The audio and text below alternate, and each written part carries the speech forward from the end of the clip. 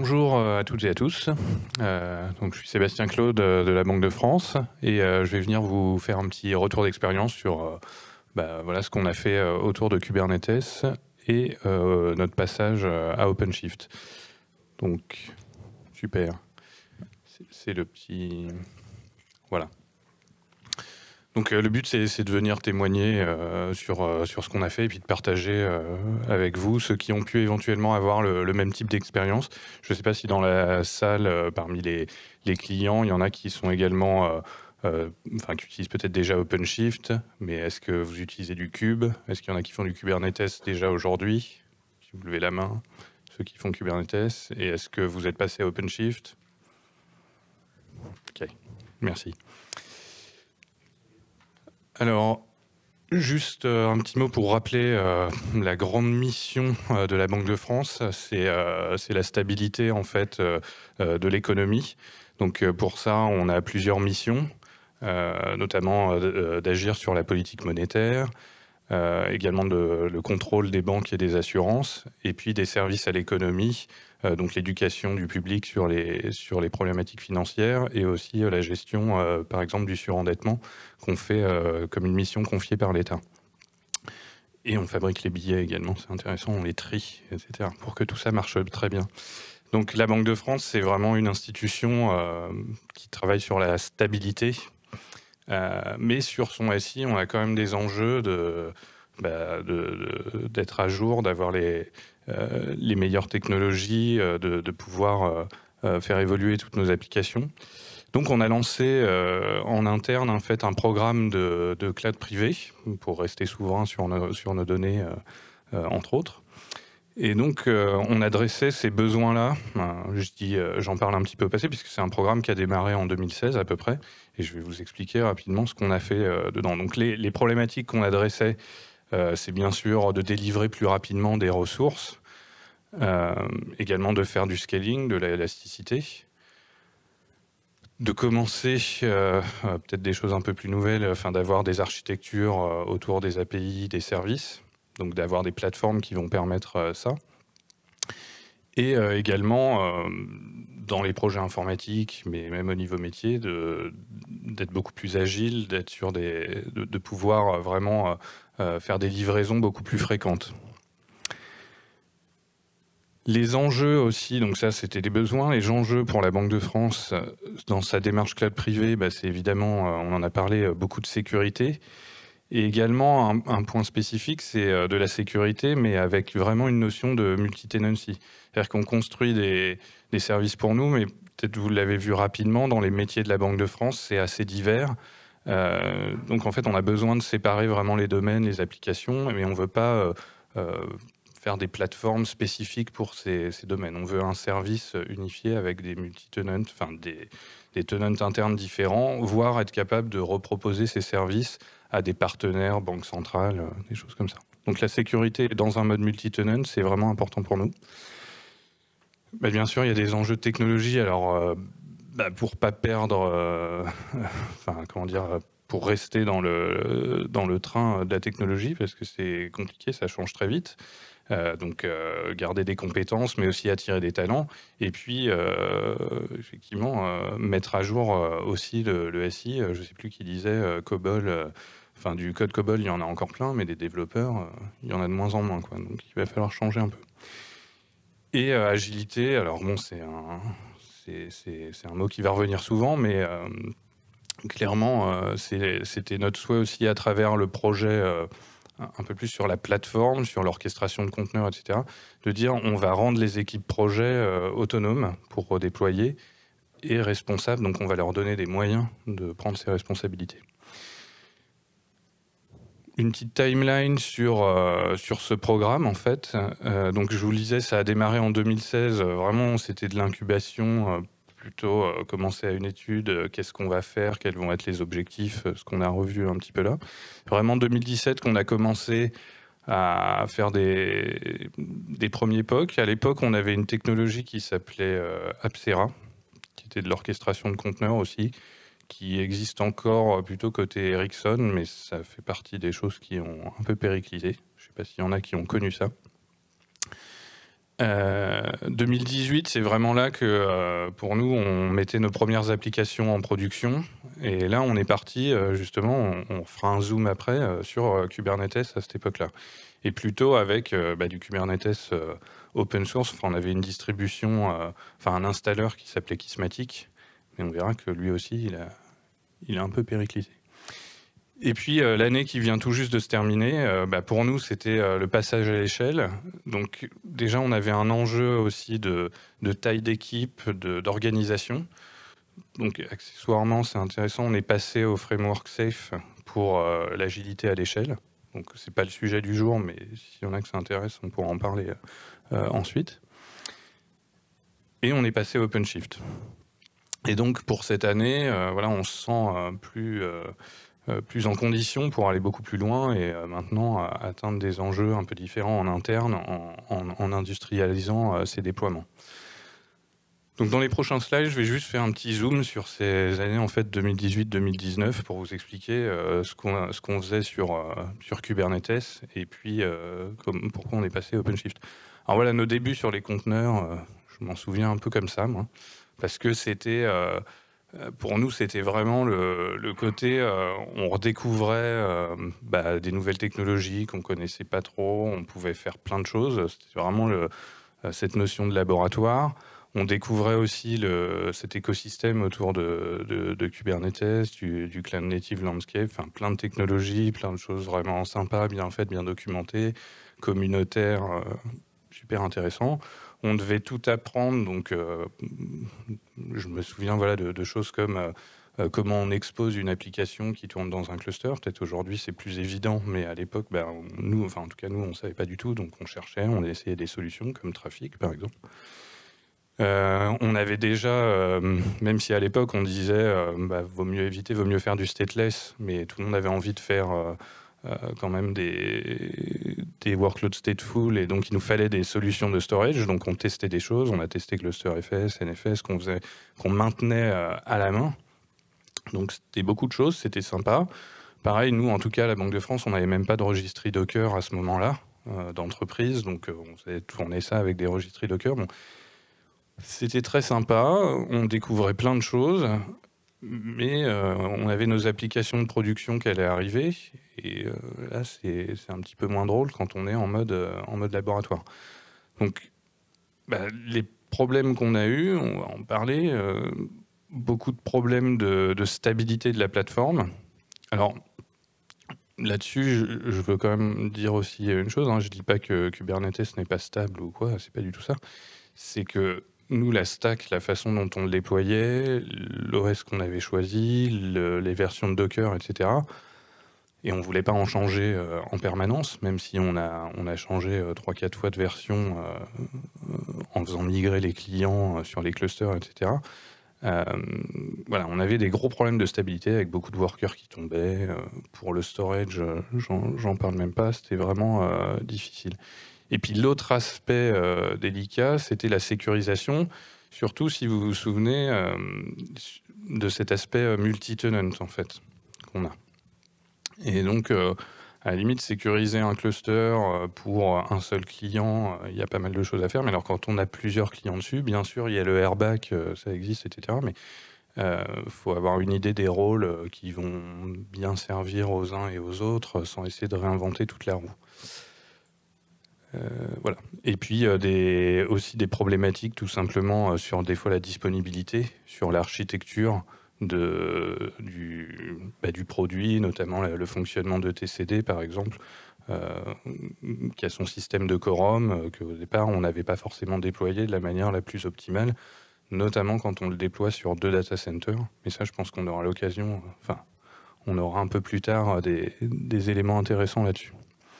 Donc voilà les problématiques, enfin une partie des problématiques qu'on avait. Et également sur les fonctionnalités, parce que nous au départ on voulait essayer aussi de donner aux développeurs une expérience la plus simple possible, et pas forcément qu'ils se mettent à écrire des Dockerfiles. Donc on voulait plus du platform as a service, je pousse du code plutôt que des conteneurs, quoi. Voilà, on avait pas mal de services qui manquaient ou qu'il fallait qu'on développe en plus nous-mêmes, en tout cas qu'on maintienne, le Prometheus, la gestion des logs, en gardant toujours l'aspect multi-tenancy, c'est important parce que là aussi c'est un peu compliqué. Et puis oui, les upgrades aussi qu'on avait du mal à faire in place, enfin on les faisait pas in place, on faisait changer les clients de cluster. Donc bref, on était là, c'était fin 2018. On avait nos applications en production qui tournaient, mais avec cet effort d'opération de maintenance des clusters qui était assez lourd. On se disait, est-ce que finalement, il ne faudrait pas faire un cluster par projet? Bon, des choses comme ça, quoi. Donc à ce moment-là, on se dit c'est un peu la tempête, la panique. Qu'allons-nous faire? On va trouver une solution, mais on va regarder, on va se retourner à nouveau peut-être vers le marché pour trouver une solution. Donc on va essayer de chercher un produit, si possible avec quelqu'un qui le maintient, et peut-être quelqu'un qui va nous aider à le mettre en place et à résoudre nos problématiques.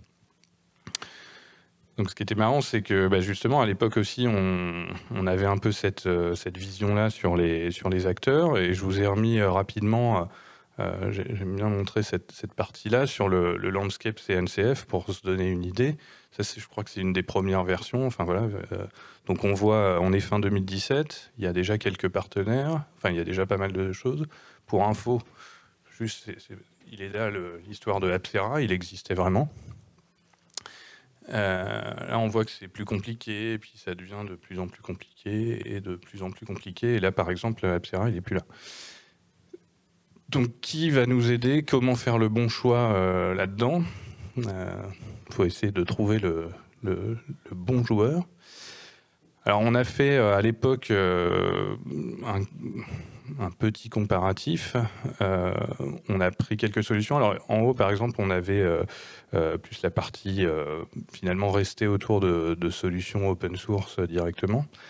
Ça, on l'a vite mis de côté, puisque finalement, c'était pas ce qu'on voulait, même si déjà on a des ambitions de garder des compétences sur l'informatique, on n'est pas non plus en train d'écrire ou de maintenir des orchestrateurs de conteneurs, quoi. On va déjà essayer de faire tourner nos infrastructures. C'est déjà bien. Donc ça, on l'a éliminé. Rancher, je l'ai mis parce qu'à l'époque, on avait regardé, mais c'était quand même pas mal tourné sur le cloud public. Et bon, nous, on n'était pas trop... Enfin, on ne faisait pas du tout de cloud public. Notre stratégie, c'est de rester au maximum sur de l'interne. On est allé par contre beaucoup plus loin sur un POC qu'on a fait donc entre à l'époque la solution de Red Hat et puis les solutions en fait de Pivotal, puisque finalement à l'époque il y avait deux solutions. Une qui était Cloud Foundry, qui était justement plus un platform as a service, et une autre PCS qui est plus du Kubernetes as a service. Et donc nous, ce qu'on voulait, c'était cette gestion de la multi-tenancy, de sécuriser les instances des clusters, et également de pouvoir gérer les upgrades, etc. Et tout ça, si possible, dans un même produit. Et finalement, un des grands différenciateurs, il n'y avait pas que ça, mais c'est que là, on avait clairement deux produits à maintenir, en fait. Et nous, on voulait quand même conserver notre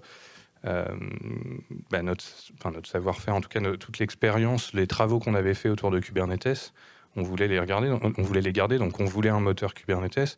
Et de toute façon, on était assez convaincus, c'était pas très dur, je pense, que dans l'orchestration de conteneurs, c'est Kubernetes qui avait gagné le match.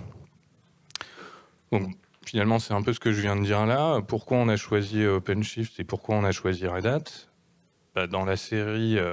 les acteurs qui ont la vision sur Kubernetes et qui l'ont depuis un moment, nous, on trouve que c'est pas mal, notamment sur l'acquisition de CoreOS pour un OS qui est adapté conteneur pour les opérateurs, la contribution de Red Hat. Donc la stat, elle date d'une année, mais les chiffres doivent plus être les mêmes, mais le ranking, je pense qu'il est toujours tout à fait valable. Donc comme je disais, sur OpenShift, nous, ce qui nous intéressait aussi, c'était l'aspect sécurisation de la plateforme par défaut, et surtout en pouvant conserver ce mode multi-tenant. On restait bien sûr sur Kubernetes. On avait aussi une expérience plateforme as a service possible à côté de la gestion du cache, c'est-à-dire qu'on peut, on peut déployer juste du code dans OpenShift et on pouvait profiter de pas mal de services comme le monitoring ou le log, quoi. On avait cet écosystème qui venait avec la plateforme, alors que finalement la partie Kubernetes qu'on avait avant, c'était ça, et nous on était en train d'essayer modestement, humblement, mais on a vu qu'on n'y arrivait pas du tout, de faire les couches tout autour pour avoir une solution comme ça, multi-tenant. Donc on a mené le projet, donc on a contractualisé avec Red Hat début 2019, et on a déployé, donc avec l'aide d'un partenaire avec qui on travaillait déjà pas mal, le groupe OnePoint, mais qui a en plus une spécialité sur OpenShift et qui nous a bien accompagnés. Donc on a fait un projet assez court finalement, vraiment pour mettre en place la plateforme, 3 mois. On a choisi une version en commun, donc là c'était intéressant aussi d'avoir le feedback de l'intégrateur sur le parc, comment il était déployé, la maturité des nouvelles versions. Donc on est parti sur 3.11 et c'est vrai que ça on ne le regrette pas du tout, même si la 4 on y viendra. On a aussi voulu aller dans le storage, mais là aussi il y avait trop de changements en cours entre la version 3 et la version 4. Donc on a décidé de rester un peu sur nos versions, et en plus on avait la chance à ce moment-là de passer, de trouver une solution entre guillemets d'attente avec notre Ben étape. Donc on a trouvé des solutions sur le storage. Et puis au-delà de la phase projet, il y a quand même une phase de run, et c'est vrai qu'on a un système là qui marche pas mal, où on a un architecte de Red Hat qui est à temps partiel chez nous, qui nous aide pour un peu toutes les problématiques, et deux seniors consultants qui viennent du groupe OnePoint, un qui va être plus sur l'accompagnement de nos développeurs, et un qui va être plus sur l'équipe plateforme dont je suis le product owner. Voilà, je finis rapidement sur ce que nous a apporté OpenShift. Alors, bon, c'est des images, mais réellement, on a une stabilité qui n'a vraiment rien à voir. D'ailleurs, j'ai même une feature, puisqu'on est dans l'agile, là, dans cette itération, on a une feature sur positionner du Chaos Cube pour essayer d'amener des pannes un peu dans la plateforme pour pas que les utilisateurs s'habituent trop à ce que tout marche bien. Et sincèrement, parce qu'avant, ils étaient tellement habitués à nous dire hey, ça va pas, ça va pas. Donc c'est pour ça qu'on a fait le projet OpenShift. On leur disait ça va aller beaucoup mieux après, mais il y aura toujours un risque. Enfin, je veux dire, c'est une plateforme qui vit, donc il faut pas croire que ça va être du 100% de dispo. Mais pour l'instant, j'ai envie de dire, malheureusement, ça l'est. Enfin, ça va nous porter préjudice un jour. Et puis tout l'aspect sécurité, où en tout cas ça a déjà tenu ses promesses sur ça participe aussi de la stabilité, hein, parce que dans la sécurité, il y a effectivement de limiter le comportement, les droits que peuvent avoir les utilisateurs. Avant, c'était très peu restreint sur Kubernetes, en tout cas la façon dont on le déployait. On n'avait pas déployé beaucoup de politiques de sécurité, donc les conteneurs pouvaient faire beaucoup de choses, et forcément ça pose des soucis. Et ici, on a vraiment de la sécurité sans que ça ait nuit terriblement aux applications, quoi. Le portage des applications s'est fait relativement simplement, quoi. Et puis en bonus, il y avait effectivement pas mal de nouvelles features qu'on n'avait pas forcément détectées comme ça, mais qui plaisent énormément, on va dire, aux équipes projet, les équipes DevOps. Notamment, c'est vrai que l'IHM, c'est quelque chose qu'on n'avait pas du tout sur Kubernetes, et c'est vraiment un plus pour onboarder pas mal de projets, quoi. Airbag Management, on l'avait. Les logs avec la gestion des droits, etc., c'est vraiment intéressant. Bon, même si après, il y a un aspect de dimensionnement qui peut poser des questions. En tout cas, il faut bien le dimensionner. Et puis, Source to Image, on commence à l'utiliser, ou en tout cas à utiliser plus les fonctionnalités de donner du code à la plateforme plutôt que de construire son image et de lui demander de la faire tourner. En conclusion, ce qui nous attend, c'est une grande ligne droite pour aller dans la migration à la version 4. En tout cas, en tant qu'équipe plateforme, on administre les clusters, c'est ça qu'on voit. Alors, pour se faciliter la maintenance encore plus de ces plateformes et leur mise à jour à travers les opérateurs. La partie code ready qui nous intéresse beaucoup parce que finalement, on a pas mal travaillé pour agiliser, pour donner une plateforme pour déployer, on va dire, des composants entre guillemets serveurs quand on déploie nos applications, mais l'environnement, le poste de développeur, aujourd'hui, en tout cas chez nous, il est toujours provisionné sur des instances, des machines virtuelles, mais de façon assez standard. Et là, on se dit qu'avec Code Ready, il y a pas mal de use cases où on peut vraiment accélérer ça, quoi. Et pour se tenir un peu au courant quand même, puisqu'on fait des architectures microservices, essayer d'utiliser un peu plus les frameworks. Alors on voit qu'il y a encore pas mal d'options, le marché évolue, mais bon, Istio, on a envie de le tester un peu plus et de pouvoir le déployer. Et comme on n'a pas que des routes toutes droites, je voulais juste donner en conclusion nos enjeux côté Banque de France. Alors c'est cette migration, mais il faudra, même si la plateforme, on n'a pas de doute qu'on arrivera à la déployer, il faudra accompagner les applications. Ce qui est sympa, c'est qu'il y a des outils d'aide à la migration.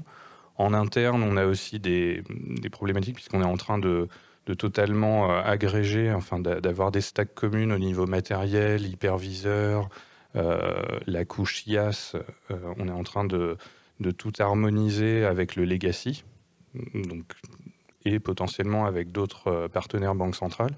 Donc on va vouloir déployer ça dessus.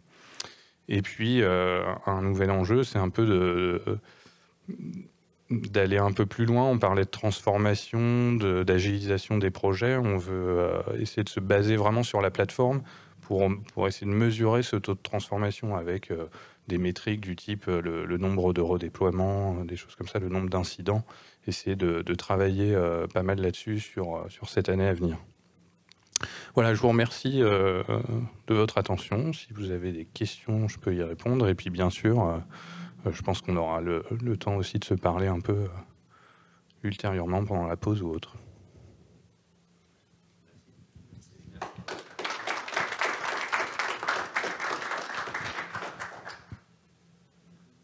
Il y a des questions? Plus tard.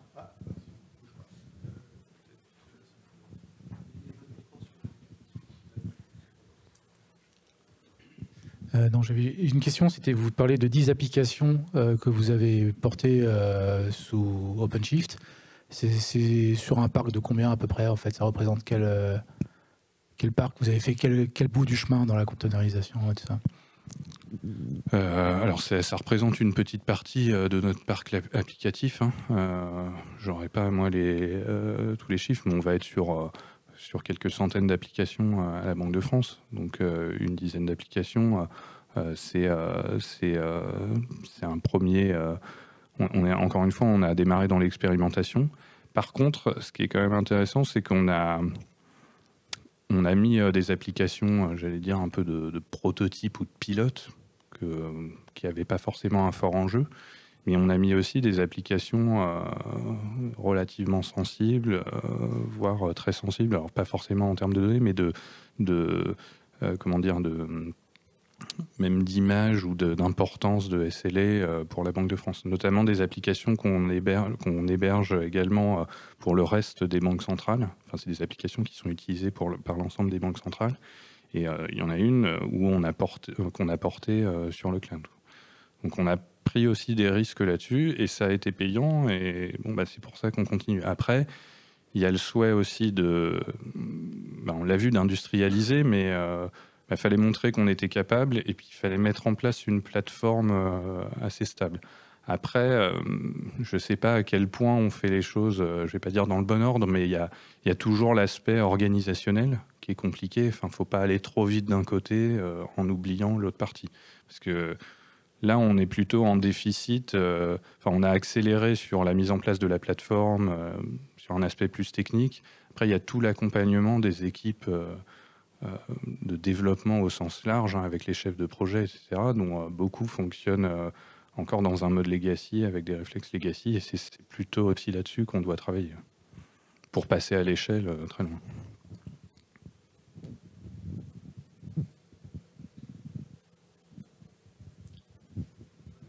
Merci.